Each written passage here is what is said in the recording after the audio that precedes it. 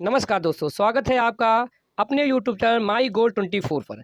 और जैसा कि सभी लोगों को पता है कि इस चैनल पर आपके प्रैक्टिस सेट चल रहे हैं, तो जो लोग हमारे चैनल पे पहली बार आए हैं, चैनल को लाइक कर दें, सब्सक्राइब कर लें और अपने बेल आइकन को दबा दें, जैसे आपके पास नोटिफिकेशन पहुंच जाए। तो शुरू करते हैं आज का प्रैक्टिस सेट और ये रहा आपका पहला क्वेश्चन। पहला क्वेश्चन है, सर्वप्रथम मानव ने निम्न धातु का उपयोग किया। सोने का किया, बी है चांदी का, सी तांबा का और डी लोहे का। आपको हर क्वेश्चन के लिए 2 से 3 सेकंड का समय मिलेगा। आप पहले से टिक कर लें, किसी कॉपी पेन को लेके बैठें और बाद में देखें कि आपका क्वेश्चन सही निकल रहा है। सारे क्वेश्चन होने के बाद आप आकलन करें कि आपके कितने क्वेश्चन सही निकले। तो क्वेश्चन नंबर 1 का सही ऑप्शन हो जाएगा आपका ऑप्शन नंबर आपका सी, तांबा। जी हाँ दोस्तों, सर्वप्रथम मानव ने है तांबे का प्रयोग किया था। अगला क्वेश्चन है, निम्नलिखित में से कौन सी वह ब्रह्मवादिनी थी जिसने कुछ वेद मंत्रों की रचना की थी। ए है लोपामुद्रा, बी है गार्गी, सी लीलावती और डी है सावित्री। तो टिक करिए कौन सा सही ऑप्शन होगा इसके लिए। तो सही ऑप्शन हो जाएगा ऑप्शन नंबर आपका ए, लोपामुद्रा। जी हाँ दोस्तों, बात करें हम तो लोपामुद्रा एक थी आपकी घोषा, सिक्ता, विश्ववारा, अपाला और निवावरी। जो है ये जो विदुषी स्त्रियां थीं, इन्होंने वेद मंत्रों की जो है रचना की थी। तो इन सभी के नाम आप नोट कर सकते हैं। इन्होंने जो है वेद मंत्रों की क्या की थी, रचना की थी। आते हैं अगले क्वेश्चन पर। क्वेश्चन नंबर 3, निम्नलिखित में से कौन सा आरंभिक जैन साहित्य का भाग नहीं है। ए है थेरी गाथा, बी है अचारांग सूत्र, सी है सूत्र केतांग और डी है व्रतकल्प सूत्र। तो टिक करिए कौन सा सही ऑप्शन होगा। तो क्वेश्चन नंबर 3 का सही ऑप्शन हो जाएगा ऑप्शन नंबर ए, थोरी गाथा। बात करें हम जैन साहित्य की, तो उसमें कहा है कि जैन साहित्य का भाग नहीं है। क्या कहा है, नहीं है। आपका जैन साहित्य का भाग है बी ऑप्शन, डी ऑप्शन और सी ऑप्शन, जबकि आपका ए ऑप्शन जो है जैन साहित्य का भाग नहीं है। और गैरी थेरी गाथा किसका भाग है, ये बौद्ध साहित्य का। किसका है ये बौद्ध साहित्य का भाग है, जैन साहित्य का नहीं है। आते हैं अगले क्वेश्चन पे। क्वेश्चन नंबर 4, निम्न में से के व्यक्तिगत नाम का उल्लेख मिलता है। ए है कालसी, बी है रुक्मंदेई, सी है विशिष्ट कालिंग राज्य देश और डी है मास्की। तो क्वेश्चन नंबर 4 का सही ऑप्शन टिक करिए जल्दी से, क्या हो सकता है। और सही ऑप्शन आपको अगर बता दें तो इसका सही ऑप्शन है ऑप्शन नंबर डी, मास्की। अशोक के जो अभिलेख में व्यक्तिगत नाम मिलता है वो मास्की में मिलता है। किसमें मिलता है, मास्की में मिलता है। इसके अलावा अगर बात करें तो गुर्जरा अभिलेख में भी नाम मिलता है, आपका नेत्तूर अभिलेख में नाम मिलता है, आपका जो है उडे गोलम से मिलता है। बाकी जो रुक्मनदेई जूनागढ़ का अभिलेख में भी अशोक का नाम का उल्लेख है, लेकिन व्यक्तिगत नाम का उल्लेख आपका मास्की में मिलता है। निम्नलिखित किलों में से ब्रिटिश ने किस का सबसे पहले निर्माण किया था। ए ऑप्शन है फोर्ट विलियम, बी है फोर्ट सेंट जॉर्ज, सी है फोर्ट सेंट डेविड और डी है फोर्ट सेंट एंजेलो। तो कौन सा सही ऑप्शन हो जाएगा, आप टिक करिए क्वेश्चन नंबर 6। और क्वेश्चन नंबर 6 का सही ऑप्शन हो जाएगा option number B, Fort Saint George. बात करें अगर हम ऑप्शन से, तो ऑप्शन ए जो है इसकी जो फोर्ट विलियम कॉलेज है ये कोलकाता में, कहाँ पे है, कोलकाता में है। और ये 1781 में इसका निर्माण किया गया था। बी ऑप्शन की अगर बात करें तो फोर्ट सेंट जॉर्ज जो है ये चेन्नई में है, कहाँ है, चेन्नई में, और 1644 में ये बना था। फोर्ट सेंट डेविड की बात करें ये 1670 में मद्रास में बना था। और फोर्थ नंबर की बात करें तो ये केरला में है, कहाँ है, केरल में 1505 में बना था। अब कहोगे इसको ऑप्शन में क्यों नहीं लगाया, ये तो 1505 में बना था।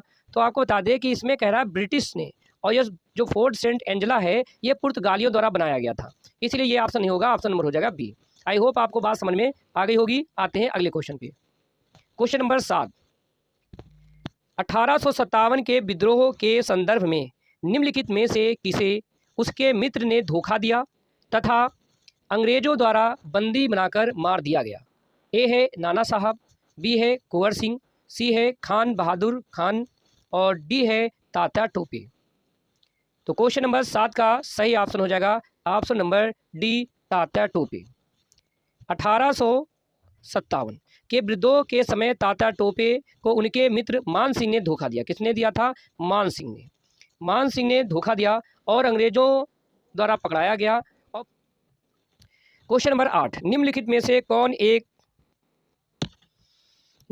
से कौन M.N. रॉय की उत्प्रवासी साम्यवादी पत्रिका थी? ए ऑप्शन है आपके पास किसान सभा, बी है द वर्कर, सी है बैगाल्ड और डी है अनुशीलन। तो क्वेश्चन नंबर 8 का सही ऑप्शन टिक करिए, क्या हो सकता है? तो आपको बता दें इसका सही जो आंसर है वो आंसर है आपका सी, बैगाल्ड। जी हाँ दोस्तों, M.N. रॉय ने भारत में साम्यवादी के संस्थापक के रूप में माना जाता है इनको। इन्होंने अक्टूबर 1920 में ताशकंद में भारतीय कम्युनिस्ट पार्टी की जो स्थापना की थी। इन्होंने जर्मनी में साम्यवादी पत्रिका बैगाल्ड को प्रकाशित किया था। तो अगर पूछे बैगाल्ड कहाँ प्रकाशित हुआ है, तो ये प्रकाशित हुआ है आपका जर्मनी में। कहाँ? जर्मनी में। कहाँ प्रकाशित हुआ है? जर्मनी में। आते हैं अगले क्वेश्चन पे। क्वेश्चन नंबर 9, भारतीय मुसलमान सामान्य रूप से उग्रवादी आंदोलन की ओर आकर्षित नहीं हुए, उसका कारण था उन पर सर सैयद अहमद खां का प्रभाव था, उग्रवादी नेताओं का मुस्लिम विरोधी दृष्टिकोण था, मुस्लिम आकांक्षाओं के प्रति उदासीनता का भाव था, उग्रवादियों की हिंदू अतीत का राग अलापने की नीति थी। तो क्वेश्चन नंबर 9 का जो सही ऑप्शन हो जाएगा वो ऑप्शन नंबर डी हो जाएगा। उग्रवादियों को हिंदू अतीत का राग अलापने की नीति। आते हैं अगले क्वेश्चन पे। निम्नलिखित में कौन सा युद्ध जिसने भारत में ब्रिटिश प्रभुत्व को प्रारंभ किया? ए ऑप्शन है बक्सर की लड़ाई, बी है प्लासी का युद्ध, सी है मैसूर की तीसरी क्रांति और डी है 1857 का स्वतंत्रता संग्राम। तो कौन सा है जिसमें भारत में ब्रिटिश का प्रभाव पड़ा, ब्रिटिश लोग आए और अपनी न्यू डाली? तो क्वेश्चन नंबर 10 का आपने टिक कर लिया होगा। कौन सा सही होगा? तो सही ऑप्शन है ऑप्शन नंबर बी, प्लासी का युद्ध। बात करते हैं अगर हम 23 जून 1757 को ब्रिटिश ईस्ट इंडिया कंपनी एवं बंगाल के नवाब सिराजुद्दौला के बीच जो लड़ाई हुई, जो युद्ध लड़ा गया, इस युद्ध में सिराजुद्दौला की पराजय हुई थी और परिणाम स्वरूप भारत में ब्रिटिश ईस्ट इंडिया कंपनी का प्रभाव पड़ा और प्रारंभ हुआ। क्वेश्चन नंबर 11 पे आते हैं। निम्नलिखित में से कौन सा स्थान अब तक स्थापित जैव मंडल आरक्षित स्थानों में से नहीं है? इस चीज़ को हमेशा ध्यान रखिए कि वो है में क्वेश्चन पूछ रहा है कि नहीं में। अगर नहीं का क्वेश्चन दिया है इसका मतलब 3 ऐसे स्थान होंगे जो जैव मंडल में शामिल होंगे। तो आप अगर 3 ढूंढ लेते हैं तो चौथा ऑप्शन आपको मिल जाएगा। तो सही ऑप्शन है आपका क्वेश्चन नंबर 11 का ऑप्शन नंबर डी, कच्छ की खाड़ी। बात करते हैं हम जो प्रश्न में है, कच्छ की जो खाड़ी है वो जैव मंडल आरक्षित स्थानों में नहीं आती है। बात करते हैं हम 31 दिसंबर 2019 की। तो यहाँ पे एक आंकड़ा जारी हुआ था जिसमें भारत में कुल 18 जैव मंडल आरक्षित क्षेत्र घोषित किए जा चुके थे, जिसकी अगर हम बात करें तो नीलगिरी, नंदा देवी, नोकरेक, ग्रेट बिकोनौर, मन्नार की खाड़ी, मानस, सुंदरबन, सिमलीपाल, डिब्रू सैखोवा, देवांग, पंचमढ़ी, अमस्यमलाई, कंचनजंगा, अचान कमार, अमरकंटक, कच्छ, शीत रेगिस्तान, शेषाचल की पहाड़ियाँ और पन्ना, ये सब इसमें शामिल किए गए थे और बाकी जो है कच्छ इसमें शामिल नहीं था। अगला क्वेश्चन है, निम्नलिखित ग्रहों में से किस ग्रह का कोई भी चंद्रमा या उपग्रह नहीं है? ए ऑप्शन है आपका बृहस्पति, बी है मंगल, सी है शुक्र और डी है नेपच्यून। क्वेश्चन नंबर 12 का सही ऑप्शन हो जाएगा ऑप्शन नंबर सी, शुक्र। शुक्र ग्रह हमारे सौर मंडल का 6वां जो है तथा सूर्य से ग्रहों में दूसरे नंबर का जो है आपका ग्रह है और इस ग्रह का कोई भी उपग्रह नहीं है। शुक्र जो ग्रह है गुरुत्वाकर्षण और संरचना के आकार पर अगर देखा जाता है तो यह पृथ्वी के समान दिखाई देता है, इसीलिए शुक्र को पृथ्वी की जुड़ाव बहन भी कहा जाता है। क्वेश्चन नंबर 13, फरक्का की नहर की जल वहन क्षमता कितनी है? ए है 75,000 क्यूसेक, बी है 70,000 और सी है 40,000 क्यूसेक और डी है 35,000 क्यूसेक। तो फरक्का जो बैराज है जो है जल संग्रह करता है, उसकी बात करें तो सही ऑप्शन हो जाएगा option number C, 40,000 cusec. Question number 14, Bharat को उष्ण कटिबंध और उपोष्ण कटिबंध में विभाजन करने के आधार के रूप में मानी गई जनवरी समताप रेखा है। ए ऑप्शन है 21 डिग्री, बी है 18 डिग्री, सी है 12 डिग्री सेंटीग्रेड और डी है 15 डिग्री सेंटीग्रेड। तो क्वेश्चन नंबर 14 का जो सही ऑप्शन हो जाएगा, ऑप्शन नंबर हो जाएगा बी, 18 डिग्री सेंटीग्रेड। भारत में जो उष्ण और उपोष्ण कटिबंधी में बांटने हेतु प्रयोग की जाने वाली समताप रेखा है वो कितनी है, 18 डिग्री। आते हैं अगले क्वेश्चन पे। क्वेश्चन नंबर 15 है, भारत में उपयुक्त परिस्थिति संतुलन बनाए रखने के लिए वनाच्छादन हेतु न्यूनतम संतुष्ट भूमि क्षेत्र है। ए ऑप्शन है 25%, बी है 33%, सी है 43% और डी है 53%। तो क्वेश्चन नंबर 15 का सही ऑप्शन हो जाएगा option number B, 33%। Question number 16, प्रच्छन्न बेरोजगारी का अर्थ क्या है। इकोनॉमिक्स से क्वेश्चन है आपका।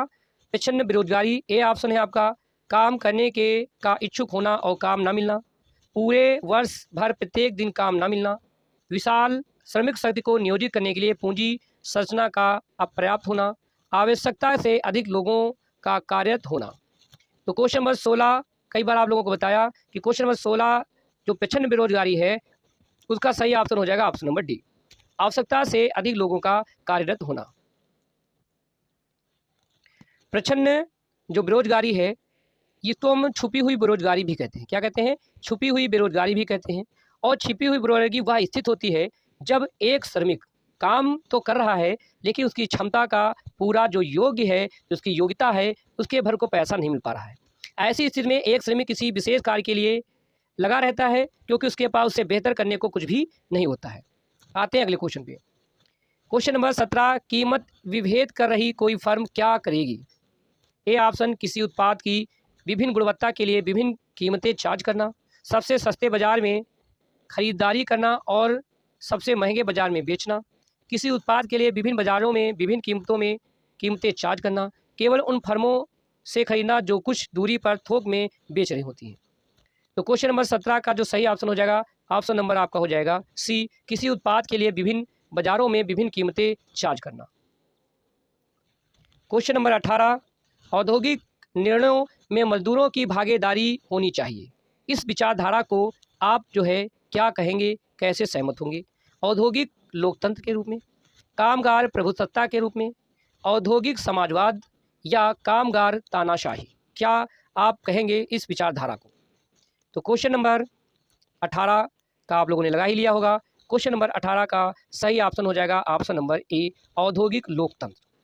किसी क्वेश्चन नंबर 19, यदि औसत लागत गिरती है तो सीमांत लागत, वेरी इंपॉर्टेंट क्वेश्चन, कई एग्जामों में पूछा गया क्वेश्चन। जब औसत लागत गिरती है, क्या होती गिरती है, तो सीमांत लागत पर क्या प्रभाव पड़ता है। ऑप्शन, उच्च दर पर बढ़ती है, उसी दर पर गिरती है, निम्न दर पर बढ़ती है कि उच्चतम दर पर गिरती है। क्वेश्चन नंबर 19, और क्वेश्चन नंबर 19 का जो सही ऑप्शन है ऑप्शन नंबर हो जाएगा डी, उच्चतम दर पर गिरती है। जब औसत लागत गिरती है तो सीमांत लागत उच्चतर दर पर क्या होती है, गिरती है। क्वेश्चन नंबर 20, भारत में निजी उद्योग को निम्नलिखित में से कौन दीर्घकालिक ऋणों का संवितरण करता है। ए ऑप्शन है आपके पास भारतीय खाद्य निगम, बी है भारतीय जीवन बीमा निगम, सी है आपके पास प्राथमिक ऋण समिति और डी है आपके पास भू विकास बैंक।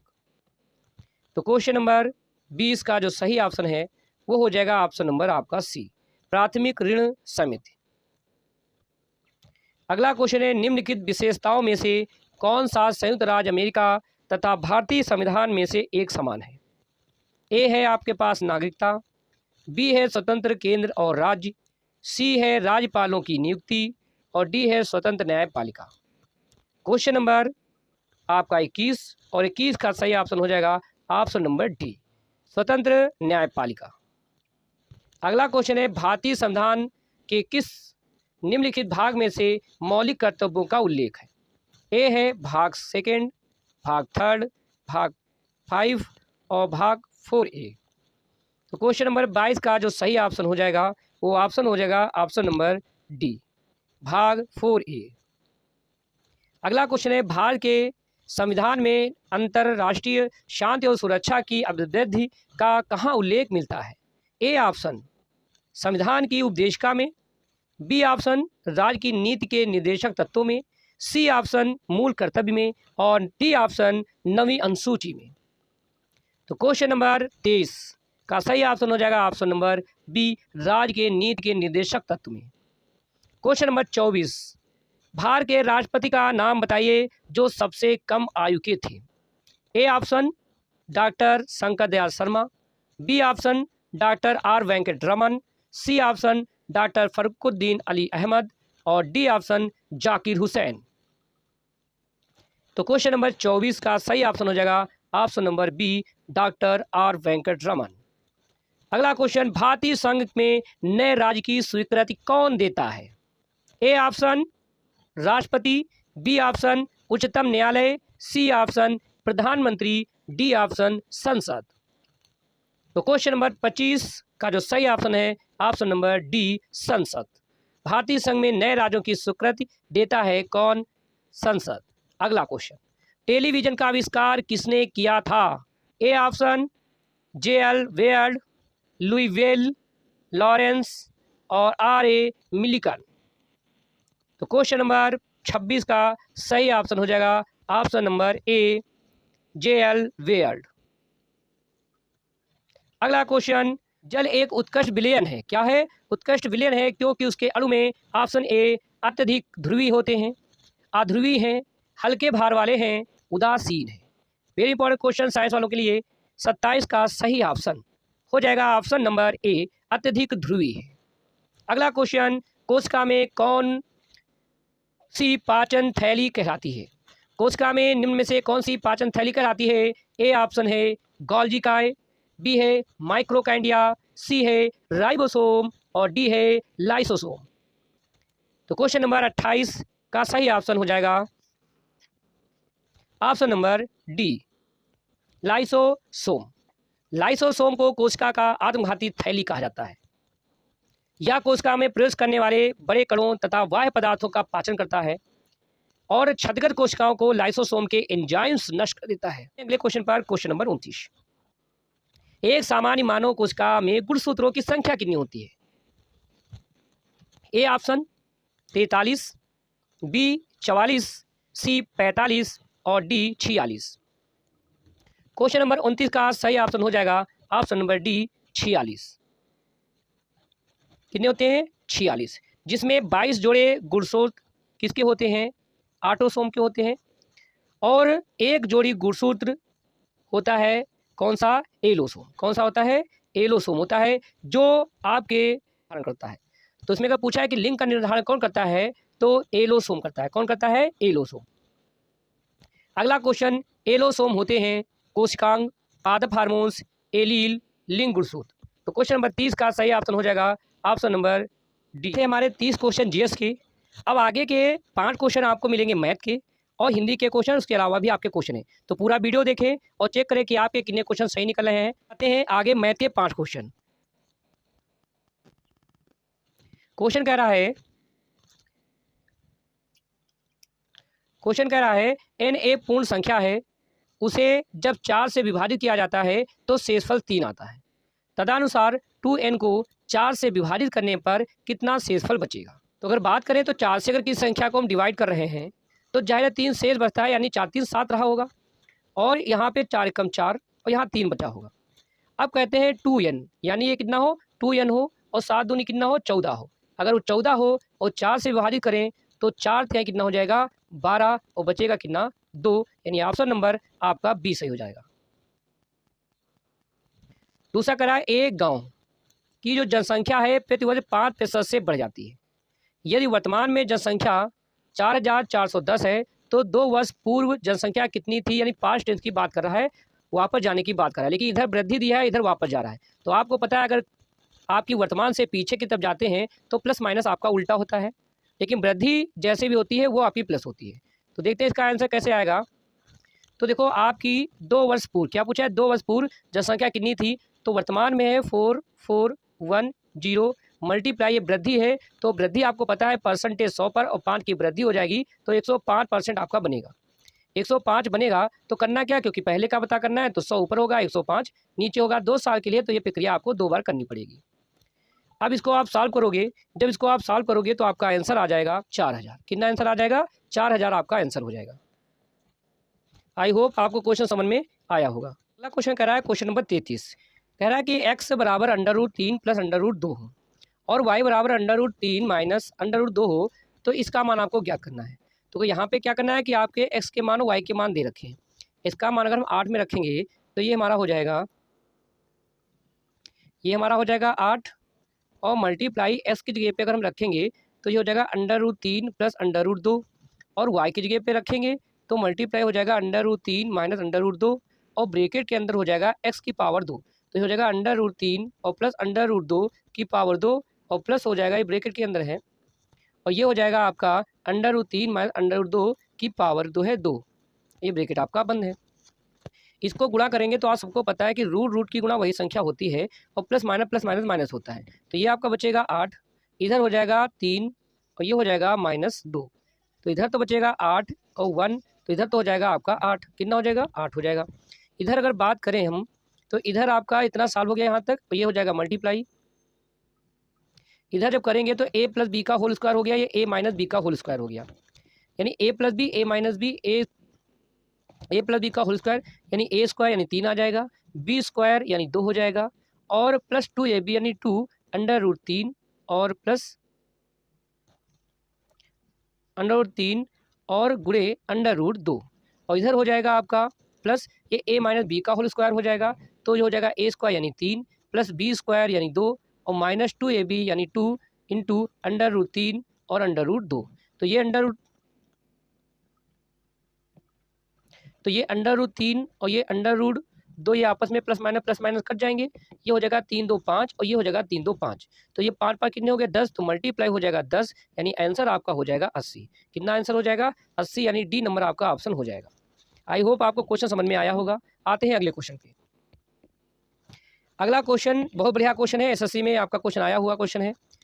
और आते हैं कैसा क्वेश्चन की अंडर रूट में वैल्यू दे रखी है, तो आप अगर ध्यान से इसको देखो तो जितना पोर्शन ये लिखा है उतना ही ये लिखा है, उतना ही आपका ये लिखा है, यानी कि कहीं डेड डेड डेड यानी अनंत तक आपका चला गया है। तो अगर हम इसको कहें कि दोनों अगर ये रूट हटाना है स्क्वायर हटाना है तो वर्क करेंगे, तो यक्स का एक स्क्वायर मान लेते हैं स्क्वायर, तो ये स्क्वायर करेंगे तो ये आपका हट जाएगा 2 और आगे की संख्या बचेगी 3 4 √2 फिर 3 करनी 4 और फिर आपकी 2 करनी 4 ये बचेगी। और पुनः इसको अगर हम एक बार और क्या कर दें घन है, क्योंकि यहाँ पे आपका क्यूब लगा है, तो इसको घन करेंगे तो ये हो जाएगा x की पावर आपका कितना क्यूब, और क्यूब में 2 पहले से 3 बाद में आ गया, तो ये हो गया आपका 6 और ये बचेगा आपका कितना 2 और ये रूट जब हटेगा आपका तो यहाँ हो जाएगा 4 और फिर आपका बचेगा आपका √2 करनी 3 4, यही आपका आगे बच जाएगा, यानी आपकी वही वैल्यू बच जाएगी, इतनी इतनी आपकी आगे बच जाएगी, तो इसकी जगह पे हम x लिख सकते हैं। तो ये जब x लिखेंगे तो ये वैल्यू हो जाएगी आपकी, चलो इसको सॉल्व करते हैं। तो आप देखो ध्यान से देखो तो 1 मिनट, यहाँ अगर ध्यान से देखो तो ये वैल्यू और ये वैल्यू सेम कंडीशन में आपकी लिखी है, यानी यही क्रम आपका आगे बढ़ेगा।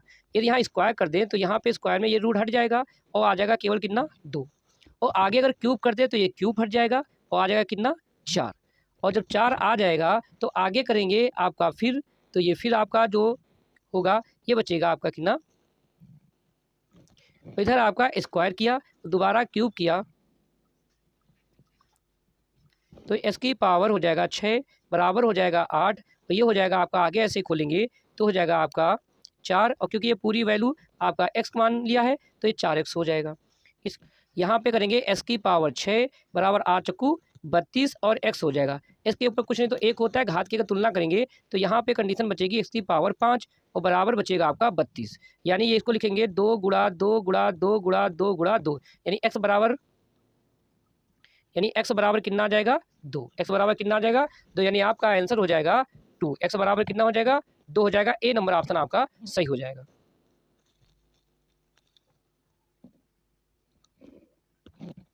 आते हैं अगले क्वेश्चन पे। अगला क्वेश्चन कह रहा है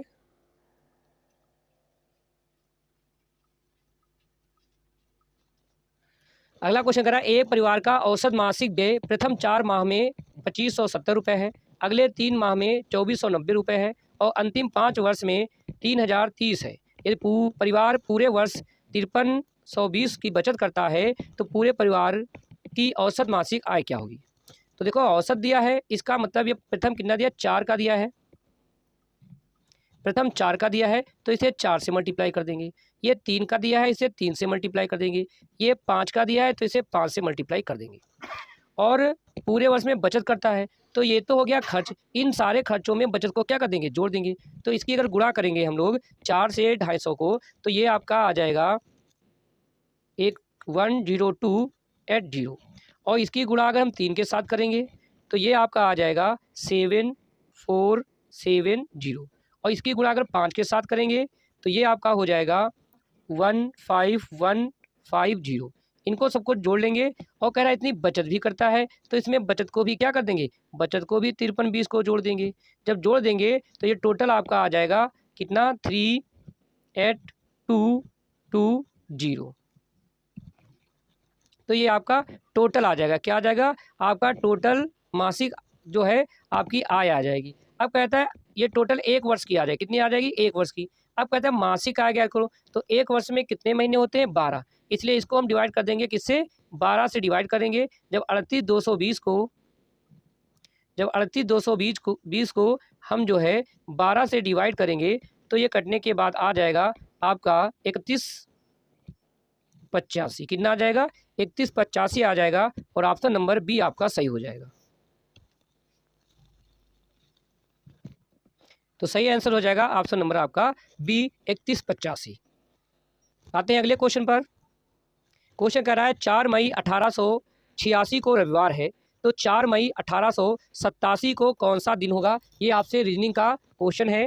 तो आप अगर यहाँ देख रहे हो ध्यान से तो 4 मई है, यहाँ भी 4 मई है, ये 86 है, ये 87 है। तो ये आपका जो है 1 वर्ष का क्या है, 1 वर्ष का अंतर है।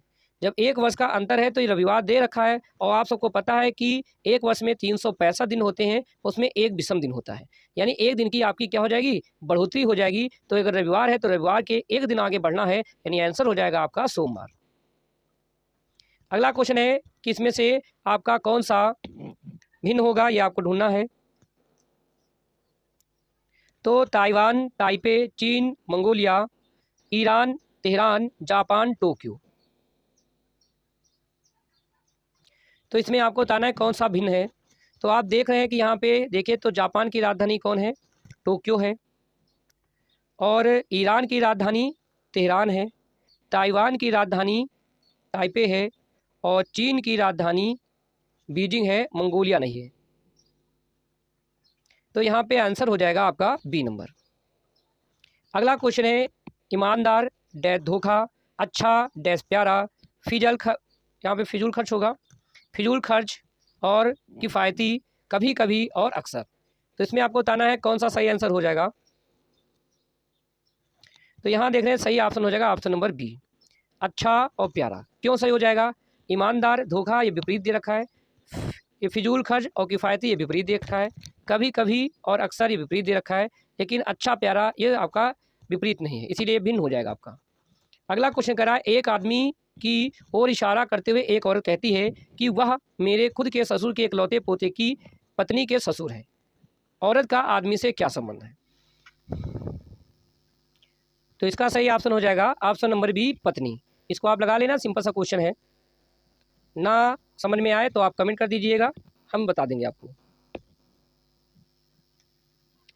क्वेश्चन नंबर 40 है यदि बालू को हवा, हवा को पठार, पठार को कुआं, कुआं को द्वीप और द्वीप को आसमान कहते हैं, तब औरत पानी भरने कहाँ जाएगी। तो आपको पता है कि पानी भरने के लिए हम कहाँ पर जाते हैं, तो जाहिर है आपके आंसर निकलेगा कुएं को, और कुआं आपका आंसर होगा। लेकिन यहाँ पे कुएं को क्या कहा गया है, कुएं को द्वीप कहा गया है, इसलिए ऑप्शन क्या हो जाएगा, द्वीप हो जाएगा। ऑप्शन नंबर बी आपका सही हो जाएगा। तो ये थे आपके मैथ के और कुछ रीजनिंग के क्वेश्चन थे।